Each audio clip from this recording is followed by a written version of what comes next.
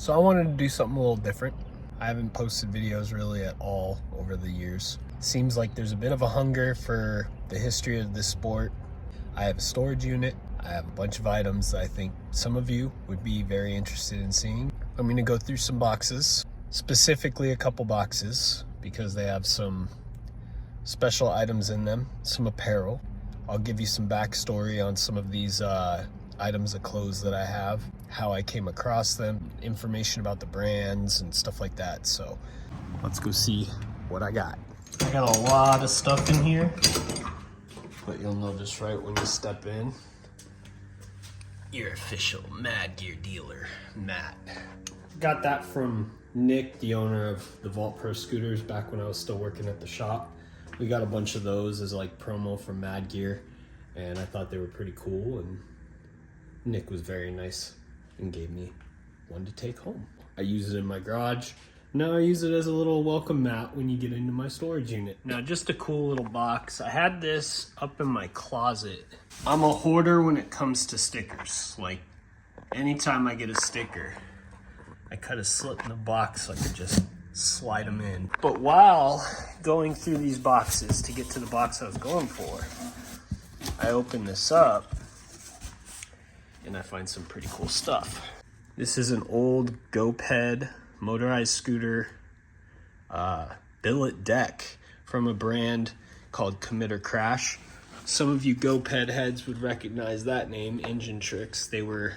I think they still are making stuff in Arizona. This is kind of like a cool deck. Not too many of them were made, and I still had one. I never set it up. I pretty much just got it and collected it. And some of you might recognize this. I posted about it a while back.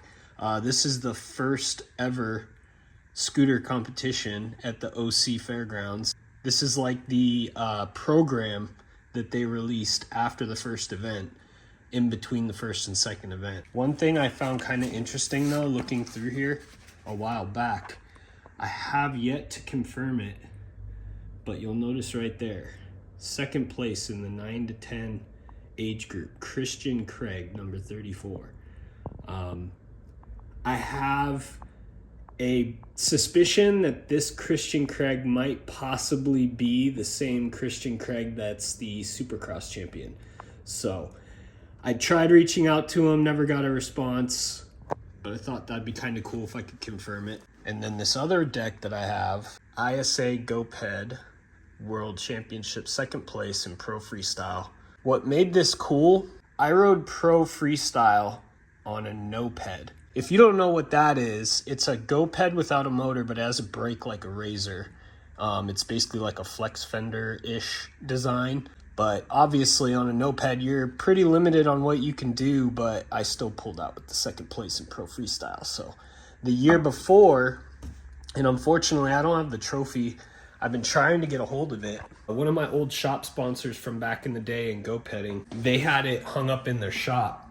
I've reached out to the owner a few times, and unfortunately I wasn't able to get a hold of it. Don't know where it is, and I'm kind of bummed about that, but it's a amateur freestyle world championship title, and once again, on a no-ped against all the motorized guys. So what made that one cool is that it was also a deck, but it had a motor that was mounted to it, like a GoPed motor, and they cut the cylinder in half, and you could actually use the crankshaft and watch the piston and everything go up in the motor. It was kind of cool. Jesse, if you're watching this, try to find it for me, buddy. I really want it. It's like one of the few things that I haven't been able to get my hands on over the years that I really, really would like to have, hopefully one day. Another thing that I find kind of cool, and you may have seen it at the start of this, there's a box and then a grocery bag. And there is something in it that is pretty interesting. A bunch of high 8 tapes. Fingerboard footage. Some of these aren't even labeled, so I don't even know what's on them. Worlds 05. But what makes this cool is Cortor tape from Venice 2004. A lot of these tapes that are in this box, Vegas, USSR, oh man, I did a time lapse, it's in that video. Whittier and Cerritos footy. and it says, I think, Casey at the end of it. So this may have been when Casey Murphy was in town, and Ricky Warnicki, Chris Daigle, possibly Eric Carlson, and myself were filming for the MBS videos. And before we stepped up to HD and we got our Sony HDR FX1s, we were using our Sony Handycams with high 8 tapes. And yeah, there's so many tapes in here. Like, it'd be kind of interesting to go through these. Cypress Industrial Banks and Razor Ramp practice tape. There may even be footage of like Andrew Broussard on here. I don't know. The cool thing about this though is that these are MBS tapes, like footage from the MBS video series. And these aren't even all of them. This is just a box that I came across. There's probably a hell of a lot more. That's kind of cool to come across. And then the bag. There's actually 2 bags within a bag. Let's see here. Woodward, PA 2012 Mini Mega History. I did a video for Scooter Zone back in the day. They sent me out. Raymond Warner was there, a bunch of the other Scooter Zone guys, Branson Smith and Ryland Smith. Pretty hectic watching what went down on that Mini Mega. It was like the first real session on a Mini Mega ramp, and some of the stuff that went down was crazy, but I'll try to remember in the description to link you to the video that has a lot of this footage. A lot of these tapes, again, not even labeled, but a lot of these tapes are from the RVM series and around that series. Some MBS right here, Against the Grain Delmar 50 Nationals. I'll try to remember to link the Against the Grain trailer and teaser in the description too, but yeah, that was a project that I did with my old shop sponsor. It was actually Team SCH. It was kind of like a mixture of sports. Like, it wasn't just motorized scooters. It also had like 50s, and we were trying to put in like sand rails and stuff. And we got involved with like Mike Metzger, which is like motocross, like freestyle motocross legend. Oh, what do you know? SCH. I don't even know what's going to be on that tape, but that video project never ended up happening, unfortunately. And then underneath, I mentioned that I used to put the stickers through that slit. Well, I have a lot of stickers. Like, I'm a hoarder of stickers. Like look at this right here. This is a classic right here. TSI, Mike Mankong sticker. Scoot Mag stickers. Razor. My sticker that I used to use when I was shipping packages at the vault. Every time that we'd pack a package, we'd have a stack of these next to us and we'd slap it on. And I mean, I even have the homie Austin Spencer right here. I think when we were going through the shipping department, when we moved into the new building, I found all of these, and a lot of the people didn't really want them. So I just grabbed like a small stack of like a few of each person's sticker that I could come across. Here you go, lucky sticker, proto, root. You name it, I pretty much have the sticker. Eagle, district, like you name it, I pretty much, as you can see, I've got a plethora of Heligrip stickers just kind of clustered all up in this box.